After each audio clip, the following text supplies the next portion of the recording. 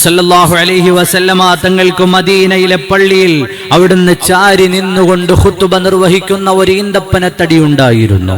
നമ്മുടെ മിമ്പർ പോലെ ചാരി നിന്നുകൊണ്ട് അല്ലാഹുവിന്റെ റസൂൽ ഖുതുബ നിർവഹിക്കുന്നു. ഒരിക്കൽ അല്ലാഹുവിന്റെ റസൂലിന് പുതിയ ഒരു മിമ്പർ ലഭിച്ചു. ആ ഈന്തപ്പനത്തടിയെ മദീനത്തെ പള്ളിയുടെ ഒരു മൂലയിലേക്ക് മാറ്റിവെച്ചു. ഹബീബായ നബി തങ്ങൾ മിമ്പറിലേക്ക് കയറി ഖുതുബ ഓതാൻ തുടങ്ങുന്നു. നബി സല്ലല്ലാഹു അലൈഹി വസല്ലമ തങ്ങളുടെ ഖുതുബ ഇങ്ങനെ തുടരുന്നതിന്റെ ഇടയിൽ ആരോ തേങ്ങിക്കരയുന്നത് പോലെ ഒരു ശബ്ദം. സ്വഹാബത്തൊക്കെയും നോക്കി, ആരാണ് ഈ സദസ്സിൽ കരയുന്നയാൾ? അവരാരുമല്ല, അല്ലാഹുവിന്റെ റസൂലിന് മനസ്സിലായി അവിടുത്തെ ഒരല്പനേരം നഷ്ടപ്പെട്ടപ്പോഴേക്ക്, സാമീപ്യം നഷ്ടപ്പെട്ടു പോയപ്പോഴേക്ക് കരയുന്നത് ഈന്തപ്പനയുടെ തടിയാണ്. മാറ്റിവെച്ച ഈന്തപ്പന തടിയിൽ നിന്നാണ് ആ കരച്ചിൽ വരുന്നത്. അല്ലാഹുവിന്റെ റസൂലിന് അത് മനസ്സിലായി സ്വല്ലല്ലാഹു അലൈഹി വസല്ലം.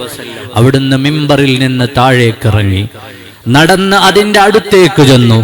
ശറഫാക്കപ്പെട്ട കരം അതിന്റെ മേലെ വെച്ചു. അല്ലാഹുവിന്റെ റസൂൽ 2 വാഗ്ദാനങ്ങൾ നൽകി. ഒന്നുകിൽ നിനക്ക് തിരിച്ചുപോയി പഴയതുപോലെ പൂത്തുകുലച്ച് നിന്റെ കൂട്ടങ്ങളുടെ കൂടെ തല ഉയർത്തി നിൽക്കാം, അല്ലെങ്കിൽ സ്വർഗത്തിൽ നിനക്ക് പൂത്തു കാഴ്ച നിൽക്കാം. എന്തു വേണം? നബി സല്ലല്ലാഹു അലൈഹി വസല്ലമ തങ്ങളുടെ കൂടെ സഹവസിച്ച ഒരു മരത്തടി പോലും അങ്ങനെയാണ് അല്ലാഹുവിന്റെ റസൂലിനെ സ്നേഹിച്ചതെങ്കിൽ നമ്മളൊക്കെ ആലോചിച്ചു നോക്കുക. ഒരു മരത്തടി പോലും അല്ലാഹുവിന്റെ ഹബീബിനെ അങ്ങനെ സ്നേഹിച്ചെങ്കിൽ അവിടുത്തെ ഉമ്മത്തായ നമ്മൾ എത്രയാണ് സ്നേഹിക്കേണ്ടത്? സ്വല്ലല്ലാഹു അലാ മുഹമ്മദ് സ്വല്ലല്ലാഹു അലൈഹി വസല്ലം.